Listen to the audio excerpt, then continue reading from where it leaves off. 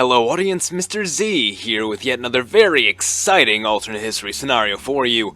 The Middle Ages, a period which forced Europe from the systems and structures established by the Roman Empire, and led to the rise of new ways of living, of fighting, and of maintaining order, the most prominent systems of the time being feudalism and manorialism, policies which established a hierarchy system with an overlord at the top, lords below them, warriors under them, and peasants below them, the lower tiers owing a debt of loyalty or servitude to the upper tiers in exchange for rights to land, resources, and housing within the domains of the overlord. In short, a very rigid and very unequal class system. Today, by popular demand, we will be addressing what if communism replaced feudalism. A little out there, yes. We are basically taking a period which was significantly shaped by the class system and attempting to remove the concept of classes entirely. How and why would this even happen? As for how, well, we'll just say some medieval lord comes up with the idea of granting power to the people before feudalism really takes hold. And because there are so many schools of communism, some even saying that capitalism is a necessary step to be taken before communism, we're just going to be focusing on the core principle of abolishing the class system for this scenario, and not necessarily depending on the Marxist or Leninist specifics, as doing so would be too tedious and frankly impossible since Marxism sort of hinges upon a certain level of industrialization and, well, the existence of Marx. Why would we apply communism to the medieval world? Well, because it's cool. What would become of this world? Let's find out. We'll take things from the 6th century in the wake of the Western Roman Empire's collapse. We find growing inequality within the various kingdoms that fill the vacuum left by the empire. The overlords of these regions hoarded their wealth and abused their authority over the warrior and peasant classes. In our timeline, there was just a steady enough balance of authority held between the top three classes in order to keep the knights in line, and thus the peasants from revolting. Claims of divine authority would also help cement the claims of the overlords. However, if someone could successfully challenge that claim and defeat the overlord, then said divine authority would sort of fall away. But depending on the time frame, the support of the church would also become fairly important.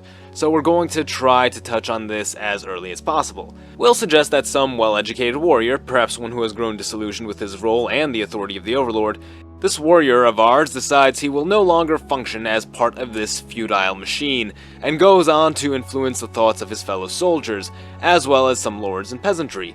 He'd speak of how he wished to usher in a system where the farmer, the knight, and the scribe operate not on top of one another, but on an equal field of cooperation for mutual success, drawing upon earlier principles of democracy and collaboration of a united people for a common goal to function as a union of specialists in different fields. This would no doubt gain great support amongst impoverished peasants, through word of mouth of course, as the majority of said peasants were uneducated and most certainly illiterate, however still great in number and thus held the power of majority. Many lords would also be drawn in, growing tired of the overbearing lords above them. The caveat was that these individuals would likely lead lives too comfortable for any revolt to be sparked from within their class, and thus the task would fall to the warrior class, who, for the sake of the scenario, would become increasingly neglected by their overlord, not ensuring them passage through certain regions, giving them less than suitable housing and payment.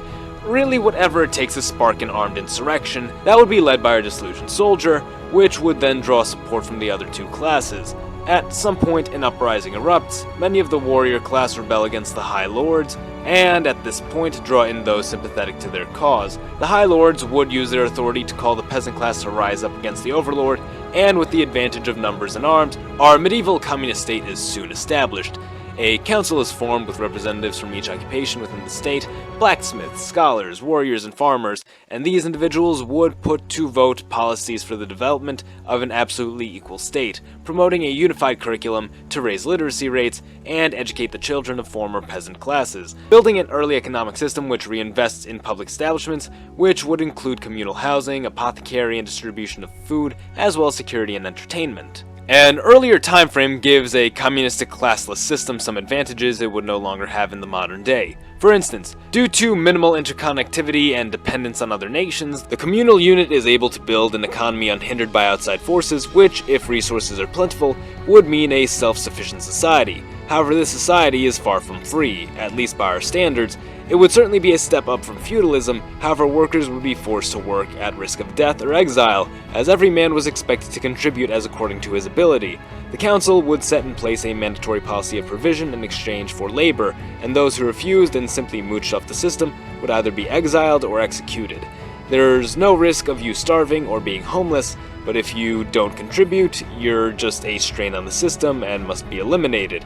Your payment is the food you are insured and the home you are provided. For a time, this community would prosper, as education allows some of the peasantry to pursue careers in transcribing, metalwork, carpentry, and more. The community would physically grow as new buildings were developed and a sense of inclusion was fostered, but soon enough it would reach its peak and gradually face decline.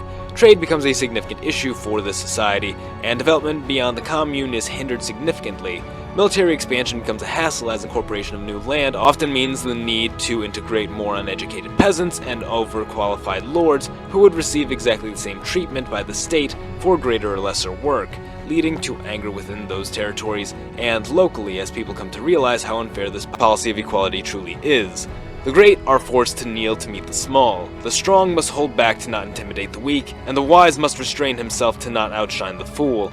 The society would become only as great as its weakest links, and calls would begin to rise within the council for the exile of such undesirables, but this would only be addressing a symptom of the true problem. Independently, the society has managed to sustain itself, but it does not mesh with the outside forces surrounding it. It cannot trade, it cannot expand, it is unattractive to skilled laborers, workers, and thinkers, who see no gains to be made in a state where their abilities go unrecognized and underappreciated. That's only addressing the interaction problem. Internally, divides and inequalities would begin to rise. The intellectuals would see themselves as most capable to lead the state behind the scenes. The warriors would begin to feel alienated as their conquests are proved increasingly unneeded, and they begin abusing their might upon the locals to let out aggression, others growing lazy in the absence of work or challenge. Overall, the system would have had some positive effects during an initial grace period, however this sharp rise would be met with a plateau and then a gradual decline.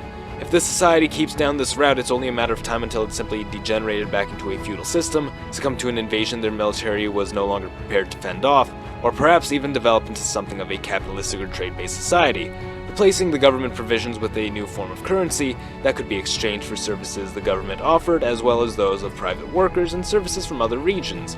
This scenario was a bit of a fun interpretation of how such a system could look like in the old world, and perhaps ironically, the system built around concepts of industrialization seems to have been more effective in a more primitive time. And that may have less to do with the matter of industrialization itself, but more the conditions people were willing to put up with back in those times. The simple matter is that authoritarianism seems to go hand in hand with the majority of communistic regimes throughout history, something which a people whose only alternative is feudalism would be more willing to accept as opposed to our more democratic expectations in the modern day, where people are assured certain rights and freedoms. Also ironic is that I could very well see an early communistic system laying the groundwork for a more modern capitalistic system, as it would lead many to question what the value of their labor really is, and how can this asset be used or exchanged outside of the community. It would certainly lead to some interesting developments, but overall this was just a fun little scenario to really test the applications of this system in a more primitive and perhaps more lenient environment. But with all that said, I think that's where I'm going to end this video for now. Thank you all for watching, be sure to like the video if you enjoyed it, and subscribe for more. Mr. Z, out.